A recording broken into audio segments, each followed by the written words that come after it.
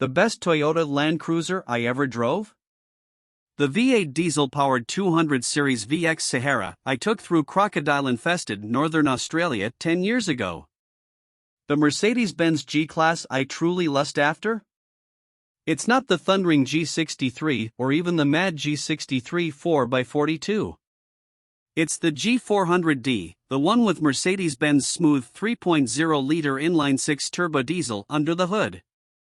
And my favorite version of the 2023 Range Rover? If you've picked up on the theme here, you've already said it's the diesel-powered D350. And you're right. Unfortunately, it's a theme without a future. Tough new laws tightening emissions of particulates and NOx mean diesel engines for light-duty passenger vehicles, cars and SUVs, are on borrowed time.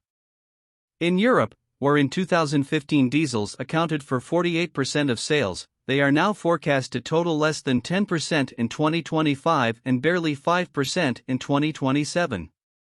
And automakers have realized precious development dollars are better spent perfecting PHEV and BEV powertrains than finessing a dying engine technology, especially for a market like the US, which never really warmed to passenger vehicle diesels in the first place. That's why, like the Mercedes-Benz G400D and the 300 Series Land Cruiser, which is available in markets such as Australia with a new 3.3-liter V6 turbo diesel, the Range Rover D350 will remain forbidden fruit for American consumers.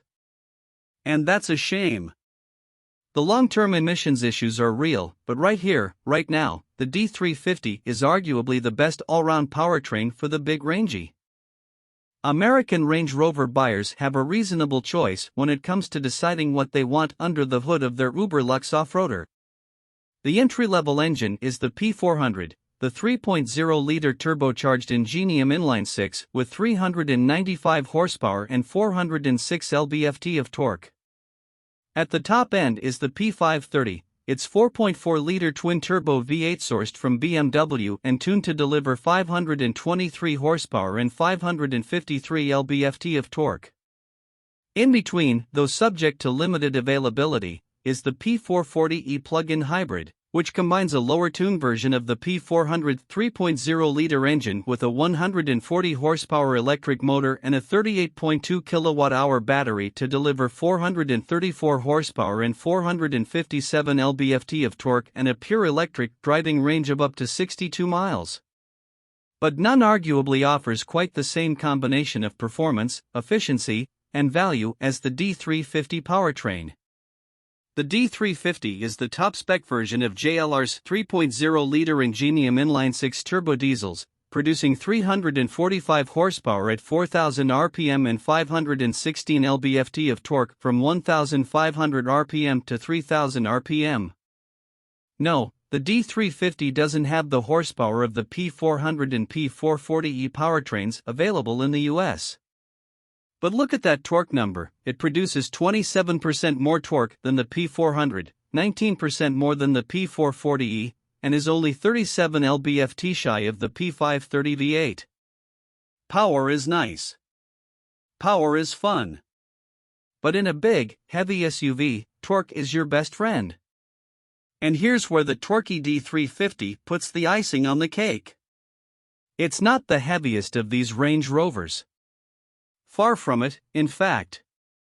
According to Land Rover's figures, the D350 tips the scales at 5,357 pounds. That is, again, according to LR, 117 pounds more than the P400 weighs. But it's also 173 pounds lighter than the P530 powered Rangy, and it's a massive 583 pounds lighter than the P440e. You can see what that means in the quoted performance numbers. Not unexpectedly, the 523 horsepower P530 will lunge away from the D350 at the traffic lights, but although it's 45 horsepower down on the P400 and 84 horsepower down on the P440e, the diesel's claimed 5.8-second 0 to 60 miles per hour time is just 0.3 of a second slower than the 6-cylinder gas engine Rangy, and 1/10 off the PHEV model. You can see it at the gas pump, too. The EPA rates the P400 at 21 miles per gallon combined and the P530 at 18 miles per gallon. In Europe, on the slightly more generous WLTP test cycle, the D350 is rated at 31 miles per gallon combined. All weight, performance, and fuel consumption numbers refer to standard wheelbase models. That WLTP number seems realistic after 450 miles of 50 to 80 miles per hour freeway cruising, 30 to 70 miles per hour two-lane running, and noodling along narrow British country lanes. Our test car averaged an impressive 26.6 miles per gallon. How does that compare with the P440e PHEV? Hard to say, given how much gas the PHEV range's internal combustion engine uses is very dependent on where you've been driving, how fast you've been driving, and how far you've driven. Land Rover says the P440e's 38.2 kWh battery usable capacity is 31.8 kWh, means at least 75% of the daily journeys undertaken by current Range Rover owners can now be completed without the internal combustion engine firing up, which is brilliant. But on longer trips there's no escaping the fact that the PHEV powertrain has nearly 6,000 pounds of Range Rover to contend with. Your actual mileage can vary wildly. It's not hard to get a PHEV range's fuel consumption into the mid-teens when hustling it along a winding two-lane through hilly terrain. And that's the sort of road where you'll also notice the D350 feels just that little more agile, that little more responsive to steering and acceleration inputs, than the heavier PHEV model. There's a distant murmur from the Ingenium diesel as the 8-speed automatic transmission adroitly surfs the broad swell of torque, seamlessly shuffling the ratios to find the right balance between performance and efficiency. You can use the steering wheel mounted paddles to shift manually if you want, but there's really no need, especially in sport mode. Winding two lanes highlight the L460 series Range Rover's dynamic strengths. The steering is lovely, accurate, and beautifully consistent. The car's turn-in response sharpened by the rear-wheel steering system. The primary and secondary ride quality is truly sublime, and the roll motions are artfully controlled by the 48-volt anti-roll system. Overall noise levels are limousine-like. It flows down the road, this Range Rover, shrinking around you. You must remind yourself you're driving an SUV that doesn't just look the part but is also a highly capable off-roader. On the freeway it's an effortless mile muncher. At 80 miles per hour in 8th gear, the Ingenium diesel is turning 1,800 RPM, just above the peak torque threshold. And because diesels love constant throttle, it's operating at close to peak efficiency.